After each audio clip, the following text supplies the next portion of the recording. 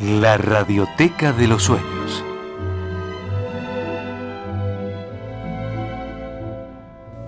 La palabra y la música de los pueblos. Un programa de Francisco Torija Sane.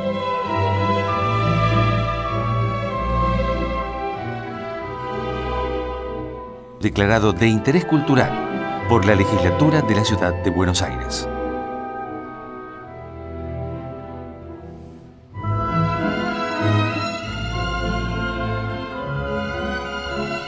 Muy buenas noches, otra vez juntos con este programa que, como en un día más, llega a sus casas como un amigo para mostrarles con todo cariño algunas cosas que atesora.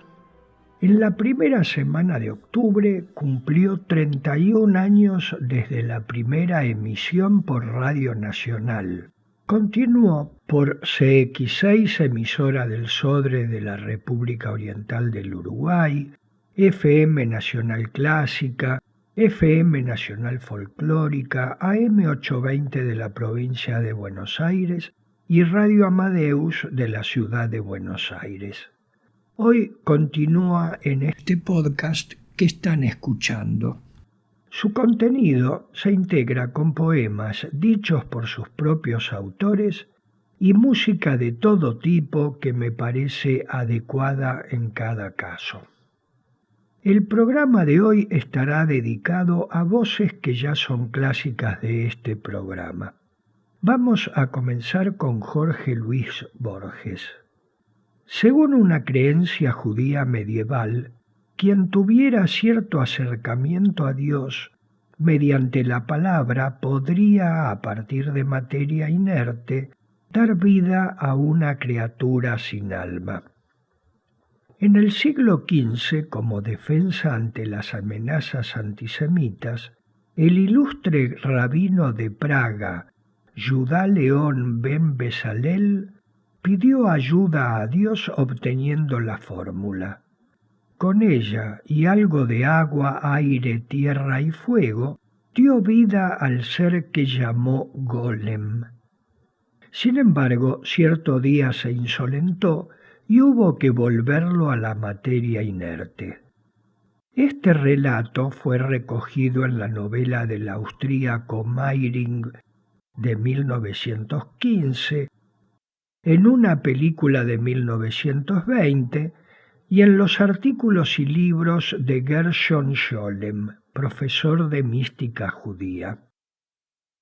El significado de este relato creo que conserva actualidad. En el año 1958, Jorge Luis Borges, nacido en Buenos Aires en 1899, le dedicó este poema que aparece en su libro El otro, el mismo. El golem. Sí, como el griego afirma en el Caratilo, el nombre es arquetipo de la cosa.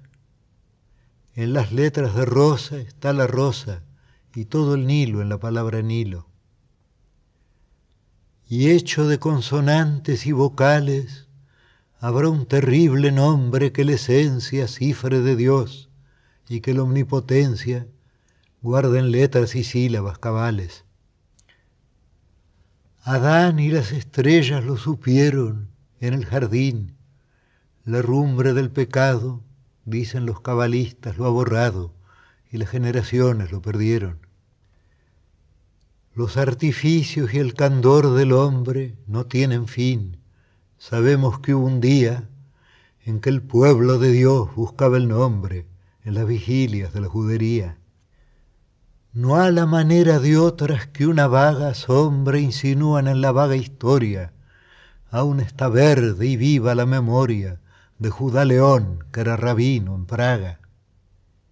Sediento de saber lo que Dios sabe, Judá León se dio a permutaciones de letras y a complejas variaciones, y al fin pronunció el nombre que es la clave, la puerta, el eco, el huésped y el palacio, sobre un muñeco que con torpes manos labró para enseñarle los arcanos de las letras del tiempo y del espacio. El simulacro alzó los soñolientos párpados y vio formas y colores que no entendió, perdidos en rumores, y ensayó temerosos movimientos.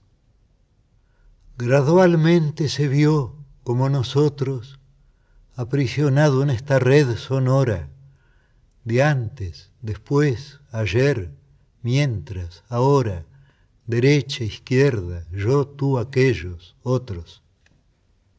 El cabalista que ofició de numen a la vasta criatura apodó Golem. Estas verdades las refiere Scholem en un docto lugar de su volumen. El rabí le explicaba el universo: esto es mi pie, esto el tuyo, esto la soga, y logró al cabo de años que el perverso barriera, bien o mal, la sinagoga. Tal vez hubo un error en la grafía o en la articulación del sacro nombre. A pesar de tan alta hechicería, no aprendió a hablar el aprendiz de hombre. Sus ojos, menos de hombre que de perro, y harto menos de perro que de cosa, seguían al rabí por la dudosa penumbra de las piezas del encierro. Algo anormal y tosco hubo en el golem, ya que a su paso el gato del rabino se escondía. Ese gato no está en Scholem, pero a través del tiempo lo adivino. Elevando a su Dios manos filiales, las devociones de su Dios copiaba, o estúpido y sonriente se ahuecaba en cóncavas alemas orientales. El rabí lo miraba con ternura y con algún horror. ¿Cómo?, se dijo, pude engendrar este penoso hijo y la inacción dejé, que es la cordura. ¿Por qué di en agregar a la infinita ser y un símbolo más? ¿Por qué a la vana madeja que en lo eterno se devana? De otra causa, otro efecto y otra cuita. En la hora de angustia y de luz vaga, en su golem los ojos detenía. ¿Quién nos dirá las cosas que sentía Dios al mirar a su rabino en Praga?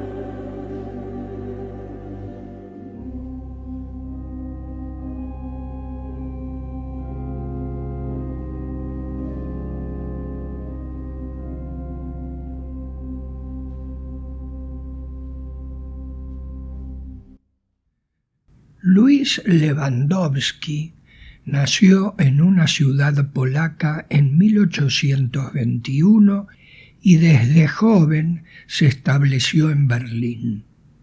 Fue uno de los principales compositores de música sacra judía del siglo XIX. Una de sus obras más conocidas es Los días del hombre son como la hierba. El texto pertenece al Salmo 103, que habla acerca de lo fugaz que es la vida humana y lo permanente de la misericordia divina.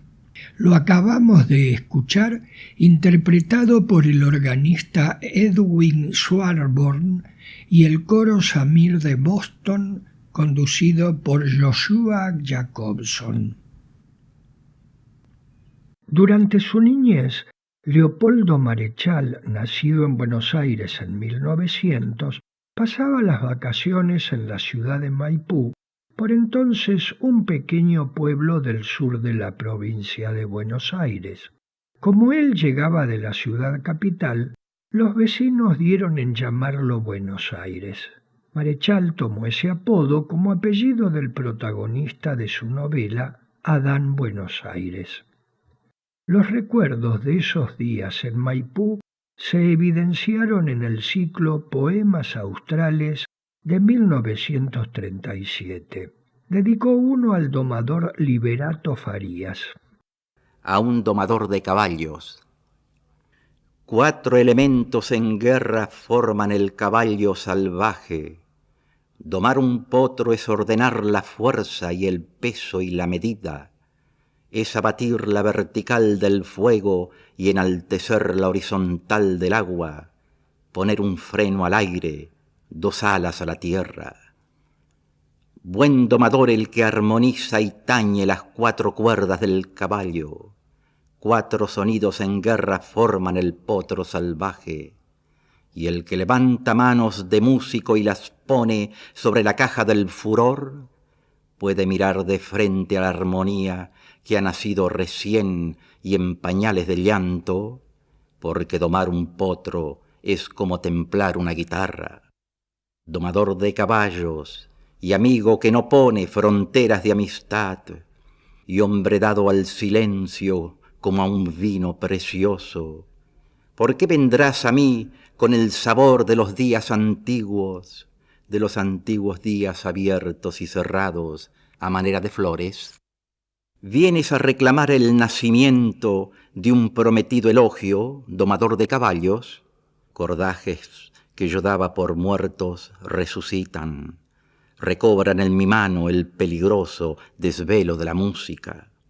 Simple como un metal, metal de hombre, con el sonido puro de un hombre y un metal, oscuro y humillado, pero visible todavía el oro de una nobleza original que dura sobre tu frente, hombre sin ciencia, mas escrito de la cabeza hasta los pies con leyes y números, a modo de un barro fiel y sabio en la medida de tu fidelidad.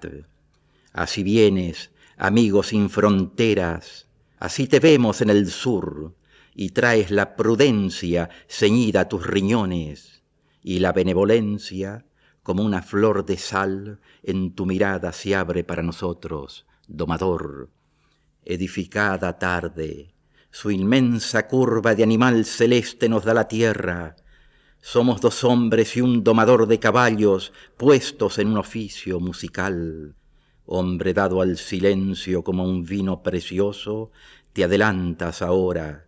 En tu frente la noble costumbre de la guerra se ha dibujado como un signo, y la sagacidad en tu palabra que no deshoja el viento. ¿Qué forma oscura tiembla y se revuelve delante de nosotros? ¿Qué gavilla de cólera recoge tu mano, domador? 4 sonidos en guerra forman el potro salvaje. Somos 2 hombres y un domador de caballos puestos en un oficio musical. Y el caballo es hermoso, su pie es relampagueante como la noche, con el pulso del mar, con la graciosa turbulencia del mar. amigo en el origen y entregado a nosotros en el día más puro de su origen, hecho a la traslación, a la batalla y a la fatiga nuestro signo.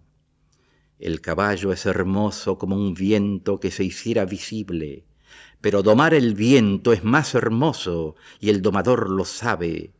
Y así lo vemos en el sur, jinete del río y de la llama, sentado en la tormenta del animal que sube como el fuego, que se dispersa como el agua viva, sus dedos musicales afirmados en la caja sonora y puesta su atención en la armonía que nace de la guerra, flor de guerra. Así lo vimos en el sur. Y cuando vencedor y sin gloria hubo estampado en el metal caliente de la bestia su sello y nuestras armas, amigos sin riberas, lo hemos visto regresar al silencio, oscuro y humillado, pero visible todavía el oro de una realeza antigua que no sabe morir sobre su frente. Su nombre, domador de caballos al sur. Domador de caballos, no es otra su alabanza. En 1954, Marechal volvió a la misma temática en su serie de epitafios australes aparecidos en el diario La Prensa en 1954. Al domador Celedonio Barral. Domó en la pampa todos los caballos, menos uno. Por eso duerme aquí Celedonio Barral, con sus manos prendidas a la crin de la tierra.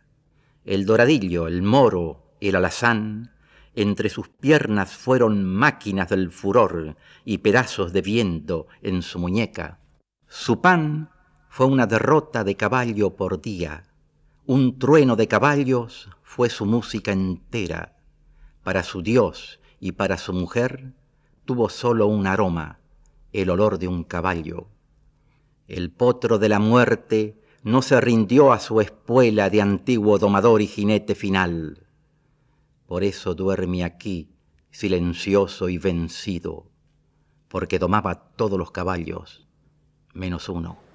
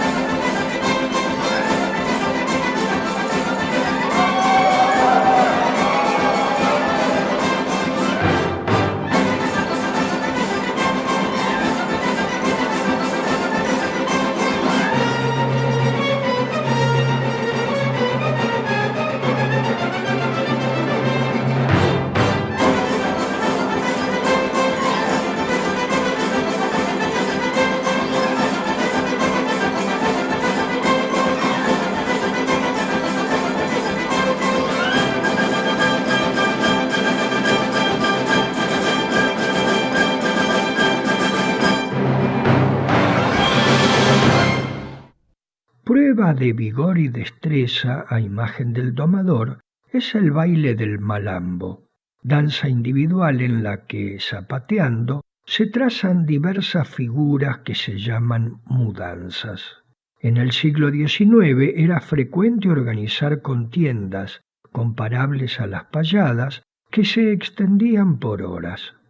Acabamos de escuchar de Alberto Ginastera Malambo, secuencia final de la suite Estancia, opus 8, por la orquesta de la Gewandhaus de Leipzig, dirigida por Andrei Boreiko. La infancia de Raúl González Tuñón, nacido en Buenos Aires en 1905, había transcurrido en los barrios de Once y de Constitución. Su abuelo materno lo llevaba frecuentemente al puerto y de allí resultó su avidez por viajar y describir lugares, cosas y personas. Pasó largas temporadas en el interior y en el exterior del país y se reconoció a sí mismo como Juancito Caminador, traducción de Johnny Walker, nombre que llevaba un prestidigitador de circo que conoció en Bahía Blanca. Una sección del poemario Canciones del Tercer Frente, reunido en 1941, se titula Los caprichos de Juancito Caminador. Canción que compuso Juancito Caminador para la supuesta muerte de Juancito Caminador. Juancito Caminador, murió en un lejano puerto el prestidigitador. Poca cosa deja el muerto. Terminada su función, canción, paloma y baraja, todo cabe en una caja, todo menos la canción. Ponle luto a la pianola, al conejito, a la estrella, al barquito, a la botella, al botellón, a la bola. Música de barracón, canción, baraja y paloma, flor de trapo sin aroma, todo menos la canción. Ponle luto a la veleta, al gallo, al reloj de cuco, al fonógrafo, al trabuco, al vaso y a la carpeta. Su prestidigitación, canción, paloma y baraja, el tiempo humilla y ultraja, todo menos la canción. Mucha muerte a poca vida, que lo entierre de una vez la reina del ajedrez y un poeta lo despida. Truco mágico, ilusión, canción, baraja y paloma, que todo en broma se toma, todo menos la canción.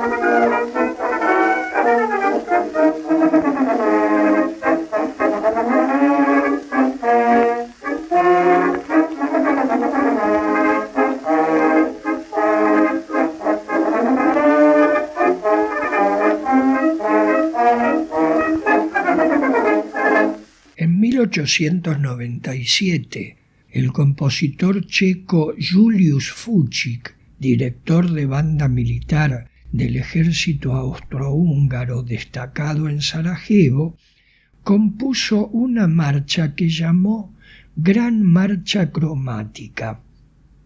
Conmocionado por sus lecturas acerca de la vida de los gladiadores en el Imperio Romano, cambió el título por Entrada de los Gladiadores. Casi 20 años después, el músico canadiense Louis-Philippe Larendeau realizó una adaptación para las bandas de viento estadounidenses y fue publicada con un nombre traducido generalmente por Truenos y Relámpagos. Sin embargo, dio en ser utilizada para la apertura de espectáculos circenses y Nino Rota le puso su sello en la banda sonora de la película Fellini 8 y medio. Para la época soñada por González Tuñón, se grabó en Inglaterra un disco atribuido a la banda militar juvenil imperial que recién escuchábamos. Si desean hacerlo, mucho agradeceré que me expresen sus impresiones acerca de este programa. Pueden escribir un correo electrónico a radioteca@gmail.com.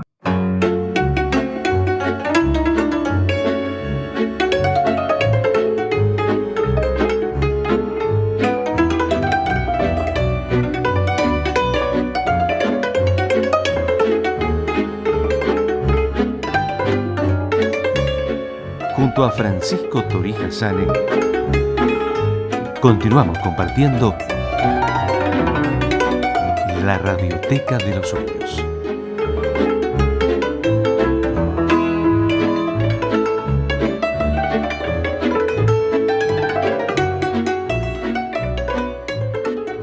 Vamos a continuar con este programa dedicado a celebrar el 31º aniversario de la Radioteca, escuchando ahora voces de poetas americanos y españoles. León de Greiff nació en Medellín en 1895. Buscando una sonoridad y riqueza lingüística, experimentó en sus poemas con la forma, el estilo y el vocabulario, reutilizando la métrica y los ritmos de la poesía tradicional. Sorprende por las relaciones entre sensaciones diversas, los neologismos o las palabras arcaicas o directamente inventadas para lograr un efecto de sonido. El resultado dista de ser sencillo o fácil de comprender, pero no pierde su sentido. En 1955, la revista Mito de Bogotá publicó este poema de León de Greiff que llamó Son, en el sentido de ritmo musical. Son, cuando tango la zampoña, cuando tango el sacabuche, jamás pienso en quien me escuche ni en quien me allane la moña. Y así la zampoña taño, pisico así la vihuela, cantando mi cantinela como trovero de antaño. Yo no pienso en quien me escuche, yo no pienso en quien me loe, ni en quien el talón me roe, cuando tango el sacabuche, cuando soplo en el oboe, cuando tango la zampoña, ni en buscar el sortilegio con glisado tal o arpegio que embelece a daifa o doña, cuando tango el sacabuche. Cuando soplo en el oboe, cuando soplo en la dulzaina, no pienso en boina, ni en vaina, ni en Burdeos o en Borgoña, cuando tango la zampoña. Cuando soplo en la dulzaina y si percuto el adufe, no pienso en que bosne o bufe, ni el cretino, ni el tontaina, ni el doctorado en lobaina. Cuando tango la zampoña, si pisico en la bandurria, no me importa ni la murria que me enerva y emponzoña. Cuando tango el sacabuche, cuando raspo el bandolín, ni cuando froto el violín, yo no pienso en quién me escuche. Si resoplo en el fagote, si taño la cornamusa, cuando tango la zampoña, cuando soplo en la ocarina, no pienso en daifa ni en doña, si me alabe o me abomina, si se enfada o se alborote. Si taño la cornamusa, laude pido o doy excusa jamás ni a Apolo ni al Zote, ni a la mismísima musa de alto copete o de moña, ni a Luis de Góngora Argote, si resoplo en el fagote cuando tango la zampoña.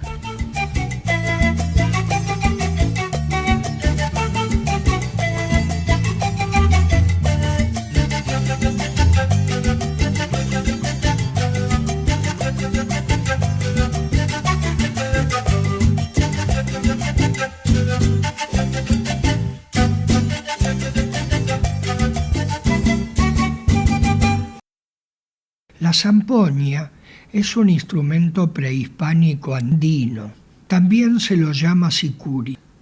Recién escuchamos una breve secuencia de un bambuco, ritmo tradicional del sur de Colombia en el departamento del Cauca, donde habitan los Misak o guambianos, un pueblo originario que conserva sus raíces.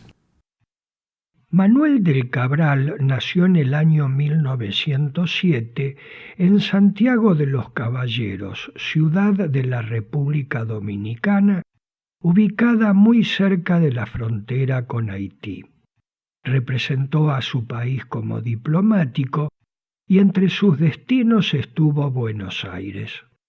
Su obra comprende tanto el género amoroso como el épico, la llamada poesía negra y la prosa de carácter narrativo o filosófico.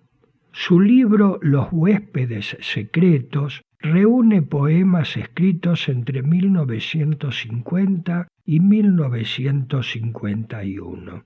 Aún con reflexiones más filosóficas, conserva una lírica de los elementos más simples del amor humano.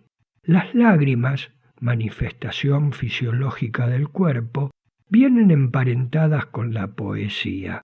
Se las encuentra tanto en el júbilo como en la tragedia, en el ambiente ilustre como en el ignorante.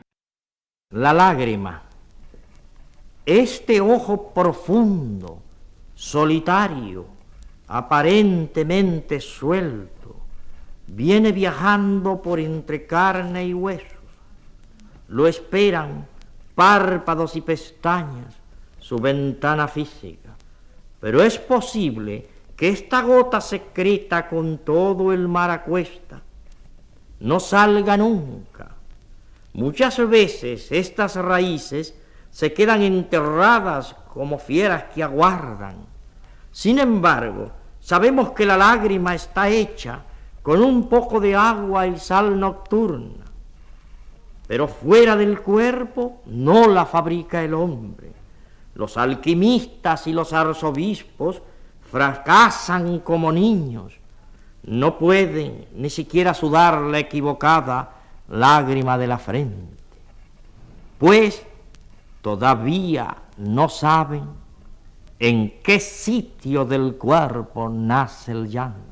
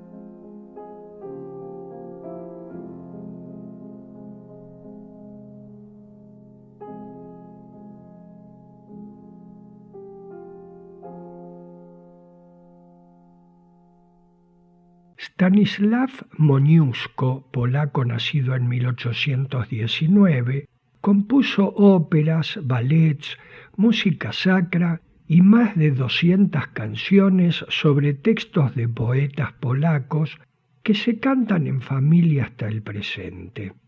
Acabamos de escuchar una de esas canciones, también llamada La Lágrima, sobre texto de autor desconocido. Interpretaron Úrsula Krieger y Katarina Jankowska. En Campeche, ciudad del Golfo de México, nació en 1925 Fernando Sánchez Mayans. Estudió Historia y Letras Españolas y Francesas en la Universidad de México y fue becado por el gobierno de Estados Unidos para estudiar en Harvard, Yale y Nueva York. Fernando Sánchez Mayans fue un poeta en todas sus actividades, sea como dramaturgo, ensayista, diplomático o promotor cultural. En el soneto en homenaje a una bailarina trazó una imagen delicada de ese arte en el cual el cuerpo del artista es su propio instrumento. Homenaje a una bailarina. Etérea rosa en el espacio anclada y en la rama orquestal desvanecida. Etérea rosa que nació encendida para ser en el aire dibujada. En tu cielo febril siempre elevada y en ondas de la danza sumergida. Detente para mí, rosa fingida, en la altura del vuelo alucinada. Quiero volcar tu sombra presurosa en la palabra, goce y agonía, extraña danza que se vuelve rosa, para encerrar la gracia de tu orgía, transparente, desnuda, luminosa, en la inmóvil, serena poesía.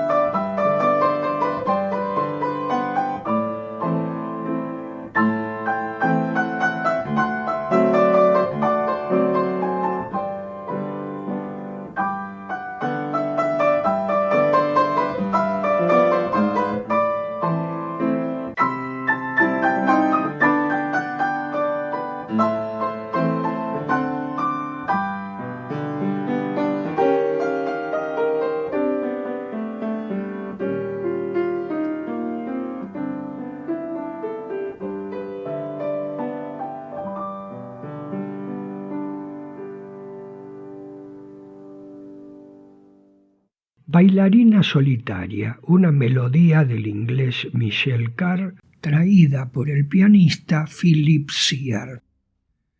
Jacinto Benavente, Premio Nobel de Literatura, nació en Madrid en 1866. Escribió 170 obras teatrales, entre las cuales son muy recordadas La malquerida, Vidas cruzadas y Los intereses creados. Vamos a escuchar su voz en el prólogo a esta última.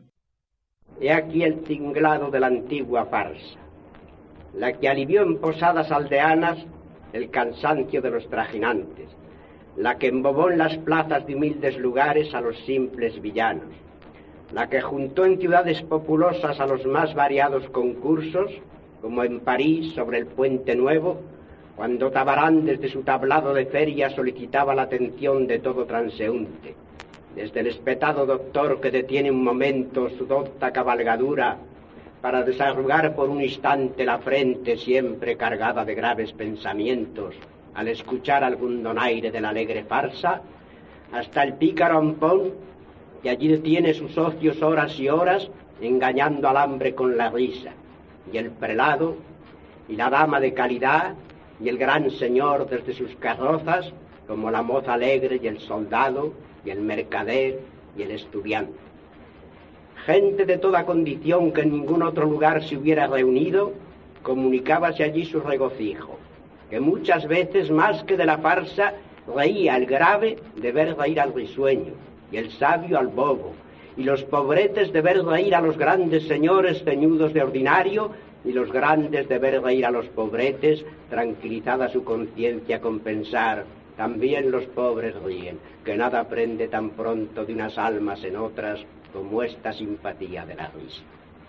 Alguna vez también subió la farsa a palacios de príncipes, altísimos señores, por humorada de sus dueños, y no fue allí menos libre y despreocupado.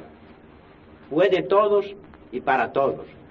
Del pueblo recogió burlas y malicias y dichos sentenciosos de esa filosofía del pueblo que siempre sufre, dulcificada por aquella resignación de los humildes de entonces, que no lo esperaban todo de este mundo y por eso sabían reírse del mundo sin odio y sin amargura. Ilustró después su plebeyo origen con noble ejecutoria. Lope de Rueda, Shakespeare, Molière, como enamorados príncipes de cuentos de hadas, elevaron a Cenicienta al más alto trono de la poesía y del arte. No presume de tan gloriosa estirpe esta farsa que por curiosidad de su espíritu inquieto os presenta un poeta de ahora. Es una farsa guiñolesca, de asunto disparatado, sin realidad alguna. Pronto veréis como cuanto en ella sucede no pudo suceder nunca, que sus personajes no son ni semejan hombres y mujeres, sino muñecos o fantoches de cartón y trapo con groseros hilos visibles a poca luz y al más corto de vista. Son las mismas grotescas máscaras de aquella comedia del arte italiano, no tan regocijadas como solían, porque han meditado mucho en tanto tiempo. Bien conoce el autor que tan primitivo espectáculo no es el más digno de un culto auditorio de estos tiempos. Así, de vuestra cultura tanto como de vuestra bondad se ampara.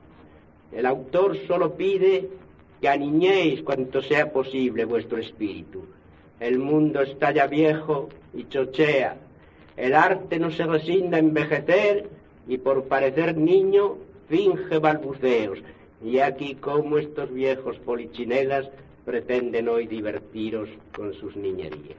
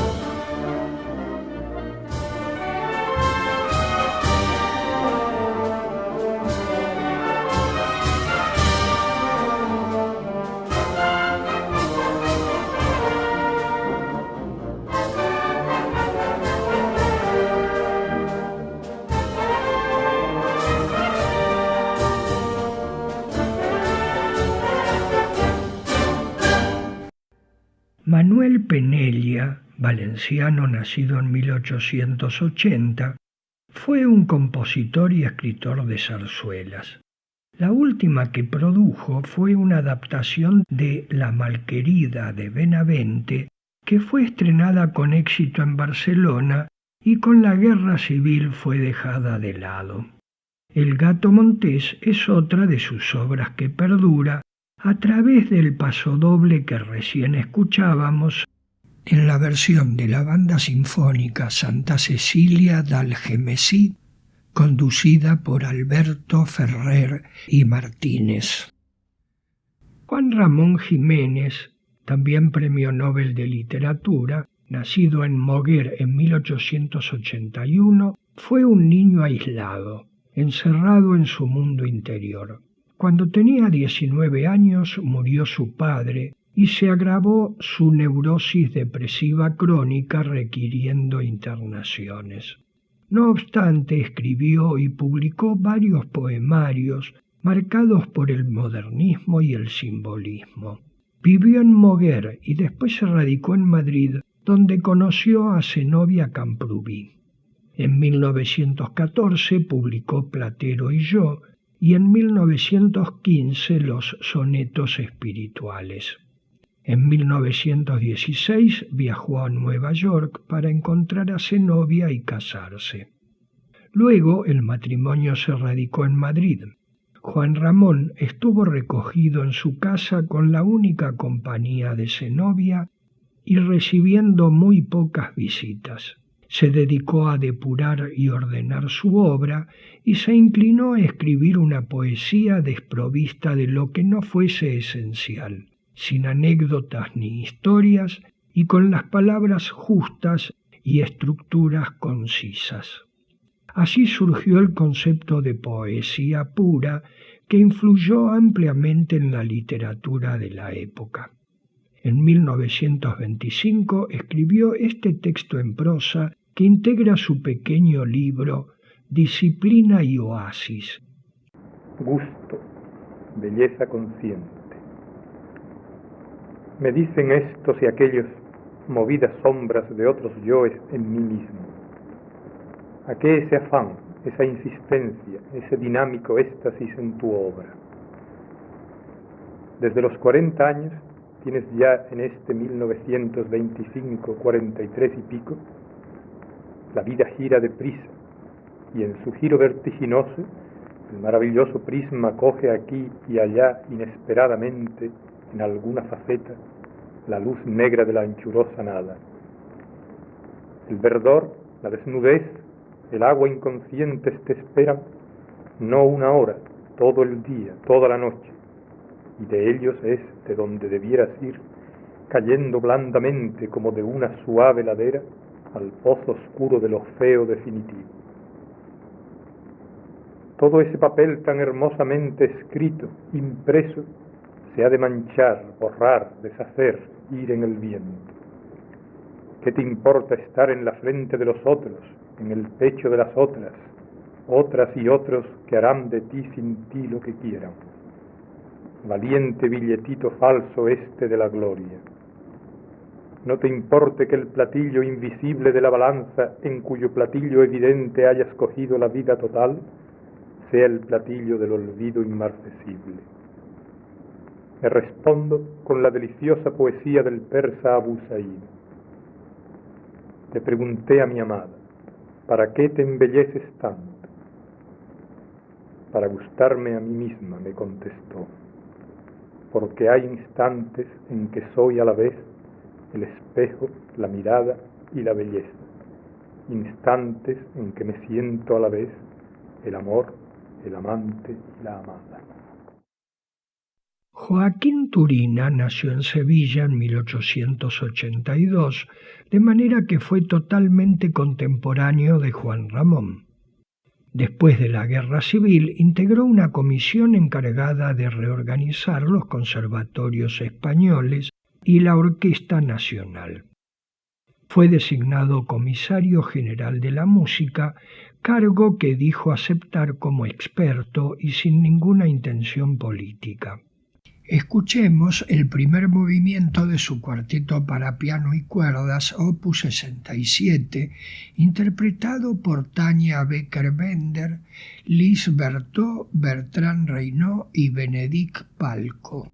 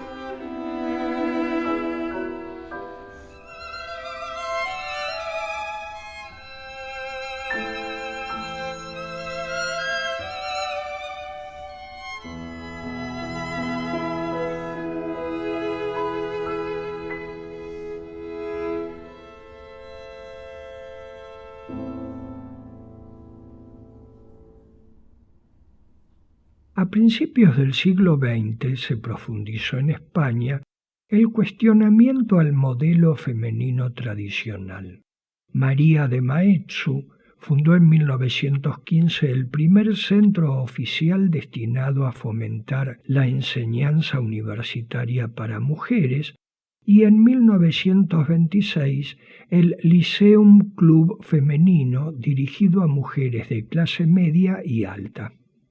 A partir de 1920, algunos intelectuales transgresores, especialmente mujeres, en ciertas ocasiones dejaron de usar sombrero. Posteriormente se llamó las sin sombrero a las mujeres cercanas a la llamada generación del 27. Entre ellas Ernestina de Champurcén, nacida en Vitoria en 1905. En 1926 ingresó al Lyceum Club Femenino, donde tomó contacto con Juan Ramón Jiménez, adoptando la llamada poesía pura en su libro de 1931, La voz en el viento, en el cual exalta al amor recurriendo a un interlocutor impreciso, que en algunos poemas parece ser un amante humano y en otras un ente espiritual.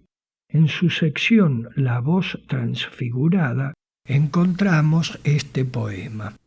Sueña más alto aún, más allá de mi frente, más allá de mí misma. No te importe dejarme pequeña y olvidada. Yo seguiré tu vuelo, aunque roces a Dios.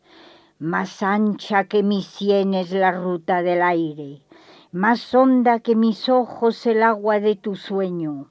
Voy a borrar el límite de todas las orillas, alargando mi sombra para besar tu luz. Viaje sin llegada, una áspera ventisca y manta hacia la cumbre mis ágiles cabellos. Ingrávida, tensando la curva del espacio, aguardo la distancia que me eternice en ti. Lo irreal punzará tu carne soñadora, asciende a la belleza sin escuchar mi grito y prende mi sonrisa en los labios del mundo. Y así concluye este programa para recordar a escritores hispanoamericanos que fueron incluidos en los 31 años de esta radioteca. Espero que hayan pasado tan bien el tiempo que duró la audición como yo lo he pasado realizándola para ustedes. Pueden hacerme llegar los comentarios que estimen oportunos a través del correo electrónico radioteca@gmail.com. Muy buenas noches y muchas gracias.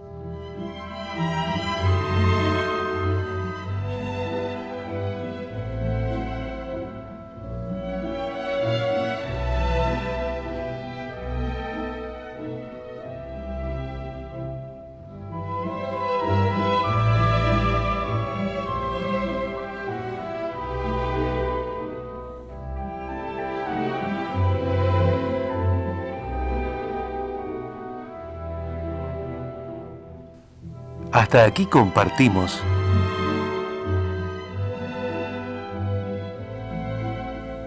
la Radioteca de los Sueños. Un programa de Francisco Torija Sane.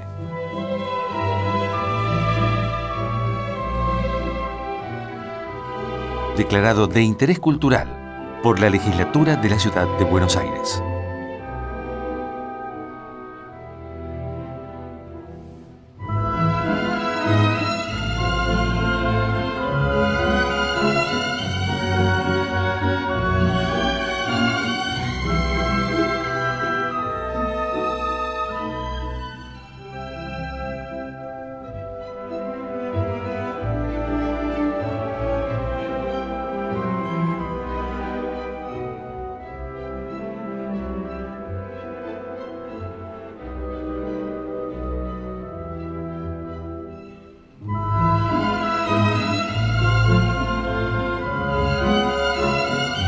Música